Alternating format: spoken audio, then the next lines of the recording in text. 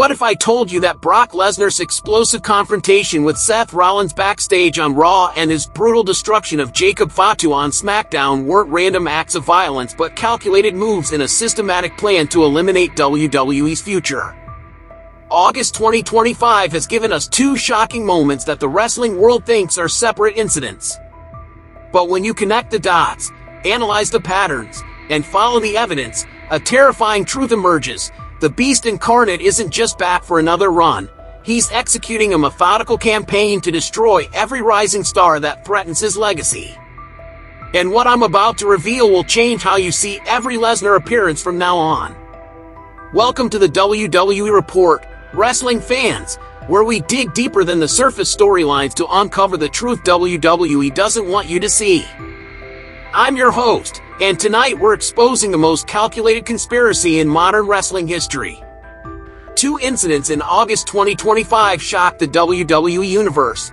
Lesnar's backstage war declaration against Seth Rollins, threatening to rip Paul Heyman away from the Architect's empire, and his savage F5 of Jacob Fatu through the announce table on SmackDown in France. The wrestling world sees two separate feuds. But I see something far more sinister. A systematic destruction plan targeting WWE's next generation. Tonight, I'm going to prove that Brock Lesnar has identified the 5 biggest threats to his main event dominance and is methodically eliminating them one by one. We'll analyze the victim selection criteria, decode the attack patterns, expose the intelligence network feeding Lesnar information, reveal the psychological warfare tactics, and predict who's next on his hit list. By the end of this video, you'll never look at a Lesnar appearance the same way again. If you're ready to see behind the curtain of WWE's most dangerous predator, hit that subscribe button and let's expose the truth. Here's where most fans get it wrong. They think Brock Lesnar just shows up and attacks whoever's convenient. But when you analyze his targets from August 2025, a clear pattern emerges that proves this is anything but random. Let's start with the evidence. Seth Rollins, 39 years old, in his prime, positioned as Raw's top star with Paul Heyman as his strategic advantage. Jacob Fatu, 32 years old, the most athletically gifted member of the new bloodline, being positioned as WWE's next monster heel. Both men represent the same threat to Lesnar's legacy. They're the future main eventers who could make him irrelevant. But here's the smoking gun that proves this is systematic. Both targets share 3 critical characteristics that make them perfect victims for Lesnar's plan. First, they're both at career-defining moments. Rollins was riding high as the mastermind of his own empire, feeling untouchable with Heyman by his side. Fatu was cutting promos about rebellion, hinting at breaking away from Solo Sikoa's MFT faction to establish himself as a single star. Lesnar struck when both men were most confident, most vulnerable to a psychological blow. Second, both men have something Lesnar wants to control or destroy. With Rollins, it's Paul Heyman, the advocate who once called Lesnar family but chose the Architect over the Beast. Lesnar's threat wasn't just about a match, it was about reclaiming his strategic mastermind. With Fatu, it's about preventing the rise of a new monster who could replace Lesnar as WWE's most feared competitor. Remember, Fatu made his name in Major League Wrestling as a dominant champion and legit terrifying presence, exactly the reputation Lesnar built his career on. Third, and this is crucial, both attacks serve dual purposes. The Rollins confrontation wasn't just about Seth, it was a message to Paul Heyman about loyalty and consequences. The Fatu destruction wasn't just about Jacob, it was a warning shot to the entire bloodline, including Roman Reigns, who's been teasing a comeback. Lesnar is playing chess while everyone else is playing checkers. But here's what really proves the systematic nature: the timing. Both incidents happened in August 2025, just days apart, during a period when WWE's hierarchy is in flux. Cody's on top as champion. Roman Reigns is lurking. Solo's building his own empire. Lesnar chose this moment of instability to strike, knowing that eliminating key players now would prevent them from capitalizing on the chaos. The victim selection isn't random, it's surgical. Lesnar has identified the rising stars who pose the greatest long-term threat to his position and is eliminating them before they can fully establish themselves as main event players. Rollins and Fatu were just the beginning, the proof of concept for a larger plan that's about to unfold. When you analyze how Lesnar executed both attacks, the systematic nature becomes undeniable. These weren't spontaneous moments of rage. They were precisely calculated strikes following an identical playbook that reveals the depth of his planning. Let's break down the pattern. Both attacks follow the exact same four-phase structure, proving this is a rehearsed strategy, not random violence. Phase 1, the setup. In both cases, Lesnar's targets were in positions of perceived strength. Seth Rollins was feeling himself maybe a little too much, calling out the entire roster and claiming no one could touch him with Heyman in his corner. Jacob Fatu was cutting a fiery promo, calling out Solo Sikoa and hinting at cracks in the MFT faction. Lesnar waited for moments when his victims were most confident, most exposed, and most vulnerable to a psychological shock. Phase 2, the entrance. Both attacks featured Lesnar's signature intimidation entrance, but with subtle differences that prove calculation. On Raw, the camera catches a shadow moving fast before Lesnar storms in like a freight train. On SmackDown, Lesnar's music hits, and he storms down the ramp like a freight train. The Raw attack was more personal, more intimate, no music, just pure predatory stalking. The SmackDown attack was more theatrical, designed for maximum crowd impact. Different approaches for different purposes, but both calculated for maximum psychological effect. Phase 3, the domination. Here's where the pattern becomes most obvious. Both attacks featured overwhelming physical superiority with minimal resistance. Rollins tried to play it cool, but you could see it. Fear, doubt, maybe even betrayal. Fatu barely gets a punch in before Lesnar hits him with a German suplex. Then another, and another. In both cases, Lesnar demonstrated that these rising stars, despite their confidence and positioning, were helpless against his power. Phase 4, the message. This is the most crucial element proving systematic planning. Both attacks ended with specific psychological warfare designed to extend beyond the immediate victim. Against Rollins, Lesnar delivered a personal threat. I'm going to rip Heyman away from you, and I'm going to make him pay for choosing you. Against Fatu, the message was broader. The F5 through the announce table was a statement to the entire Bloodline and WWE roster about what happens when you threaten Lesnar's position. But here's the smoking gun that proves this is systematic: the timing between setup and execution. Both attacks happened when WWE cameras were perfectly positioned to capture every moment. Both occurred during periods of maximum storyline tension. Both were executed with surgical precision that left no room for the victims to recover their credibility. The pattern reveals Lesnar's strategy: identify rising threats during moments of peak confidence, execute overwhelming physical and psychological dominance, and send messages that extend far beyond the immediate victim. This isn't the behavior of a man acting on impulse. This is the execution of a master plan designed to systematically eliminate WWE's future main event scene. Here's where the conspiracy gets truly sinister. Paul Heyman isn't caught in the middle of this war. He's the architect of Lesnar's systematic destruction plan, feeding him intelligence while maintaining his cover as Seth Rollins' advocate. The evidence is hiding in plain sight. Think about what Heyman knows that makes him invaluable to Lesnar's plan. As Rollins' advocate, he has access to Raw's booking plans, knows which stars are being positioned for pushes, understands the political dynamics backstage. But here's the key: according to sources close to WWE, there's a rumor, a big one. Some say Heyman didn't just leave Brock for Rollins. They say Heyman was playing both sides, feeding information to Rollins about Brock's weaknesses, his strategies, maybe even his personal life. But what if that rumor has it backwards? What if Heyman is actually feeding information to Brock about everyone else's weaknesses? Look at the evidence. Lesnar's attack on Rollins came immediately after Seth's most vulnerable moment, when he was feeling on top of the world, completely exposed. How did Lesnar know exactly when to strike? How did he know Seth would be backstage at that exact moment, in that exact emotional state? Someone with inside access to Raw's production schedule and Rollins' mindset told him. The Fatu attack is even more revealing. Jacob was cutting a fiery promo about rebellion against Solo Sikoa, hinting at cracks in the MFT faction.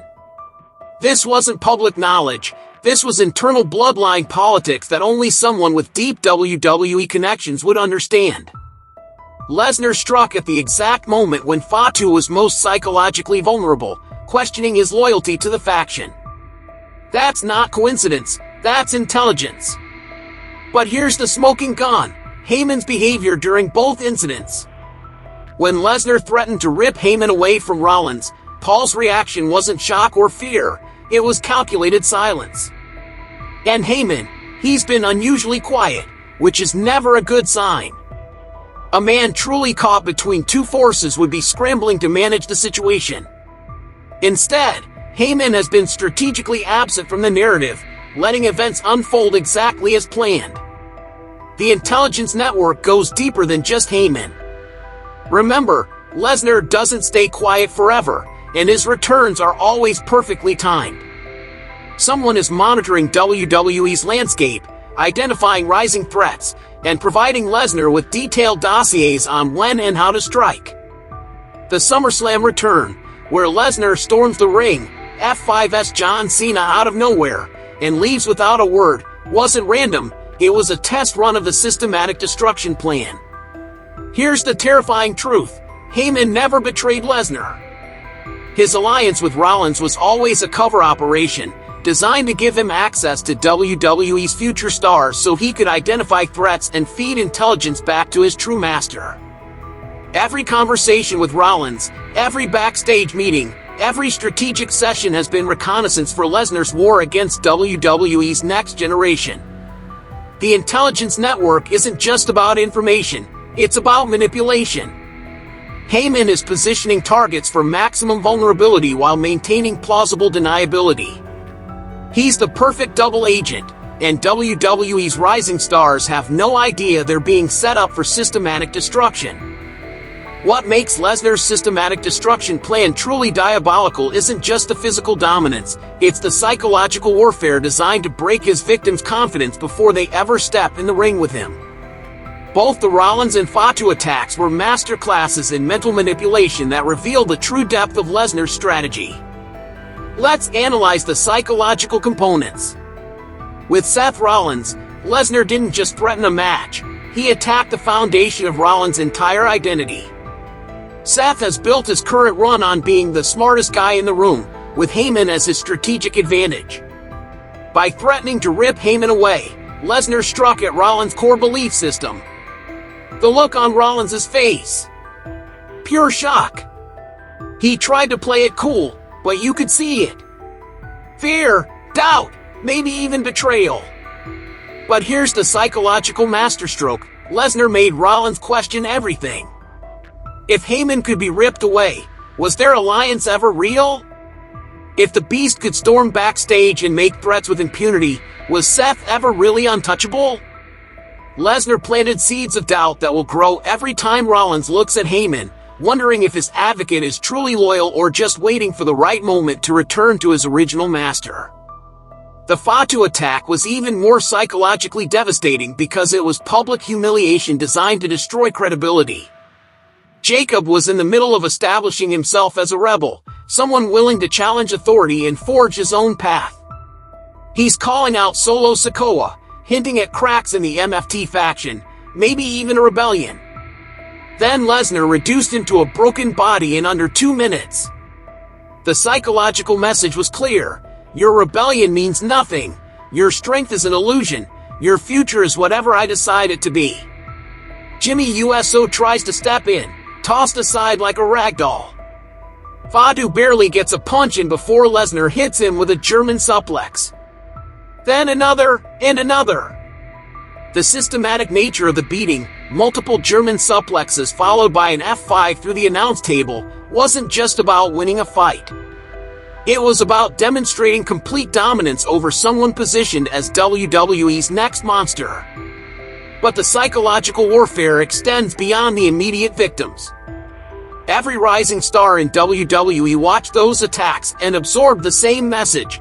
This is what happens when you threaten Lesnar's position. The fear isn't just about physical confrontation, it's about career destruction. When Lesnar can end your push with a single appearance, when he can make you look weak in front of the entire WWE universe, the psychological impact affects your confidence, your booking, your entire trajectory. Here's the most insidious part. Lesnar is creating a culture of fear that prevents rising stars from reaching their full potential. They're not just worried about losing matches, they're worried about being systematically destroyed before they ever get the chance to prove themselves. The psychological warfare is designed to make WWE's future stars defeat themselves through doubt and hesitation. This isn't just about dominance, it's about psychological control over an entire generation of wrestlers who will always wonder if they're next on Lesnar's list. Now that we've established the pattern, analyzed the tactics, and exposed the intelligence network, we can predict exactly who's next on Lesnar's systematic destruction list. The criteria are clear: rising stars positioned for main event runs who pose long-term threats to Lesnar's legacy dominance. Based on the established victim profile, here are the 5 names that should be watching their backs. Target number 3, Cody Rhodes. This might seem obvious, but here's why it's inevitable. Cody is on top as champion, representing everything Lesnar's plan is designed to prevent: a new generation star holding the top prize. But Lesnar won't attack Cody directly yet. Instead, he'll systematically eliminate Cody's potential challengers, weakening the championship scene until Cody has no choice but to face the Beast. It's not about taking the title immediately, it's about controlling who gets to challenge for it. Target number 4, Roman Reigns. Roman Reigns is lurking and teasing a comeback, making him the biggest long-term threat to Lesnar's plan. But Roman presents a unique challenge because of their history of epic battles at WrestleMania, SummerSlam, and more. Lesnar's attack on Jacob Fatu was specifically designed to draw Roman out. Maybe Brock's saying, "If you're coming back, you're going through me." The psychological warfare here is about forcing Roman to return on Lesnar's terms, not his own. Target number 5, Solo Sikoa. The MFT leader represents organized resistance to Lesnar's dominance. By destroying Fatu, Lesnar has already begun destabilizing Solo's faction. Brock destabilizes the MFT and sends a message to Solo: "Your house isn't in order." Solo will be forced to respond to protect his remaining faction members, walking directly into Lesnar's trap. But here are the dark horse targets that prove the systematic nature. LA Knight. His recent rise in crowd connection make him a future main event threat. Lesnar will strike before Knight can establish himself as untouchable. Gunther. The ring general's dominance and legitimate fighting background pose a unique threat to Lesnar's most dangerous predator reputation. Here's the timeline prediction: Clash in Paris will feature the Fatu response, but it's a trap. Lesnar will use the match to send an even stronger message, that even when his victims get their revenge opportunity, they still can't overcome the Beast. This psychological victory will set up the next phase. By Survivor Series 2025, we'll see target number 4, Roman Reigns, forced into the open, unable to ignore the systematic destruction of his family's legacy. Bad Blood 2026 will likely feature the Cody Rhodes confrontation, but only after Lesnar has eliminated enough contenders to make himself the undeniable number 1 challenger. The most terrifying aspect? The intelligence network is already identifying future threats. Rising NXT stars, international signings, anyone showing main event potential is being cataloged for future elimination. This isn't just about current roster members, it's about preventing the next generation from ever reaching the main roster with momentum. Here's my boldest prediction: Lesnar's systematic destruction plan has a 5-year timeline. By 2030, he wants to have eliminated or psychologically broken every potential main event star, leaving himself as the only credible final boss in WWE. It's not about holding championships, it's about controlling who gets to compete for them. The evidence is overwhelming. The pattern is undeniable. Brock Lesnar isn't just back for another run, he's executing the most calculated conspiracy in wrestling history, and Jacob Fatu and Seth Rollins were just the opening moves in a war against WWE's future. The evidence is undeniable. What happened to Seth Rollins backstage on Raw and Jacob Fatu on SmackDown in August 2025 weren't isolated incidents, they were the opening moves in Brock Lesnar's systematic campaign to destroy WWE's next generation before they can threaten his legacy. We've exposed the victim selection criteria that proves Lesnar is targeting rising stars at their most vulnerable moments. We've analyzed the identical attack patterns that reveal calculated planning, not spontaneous violence.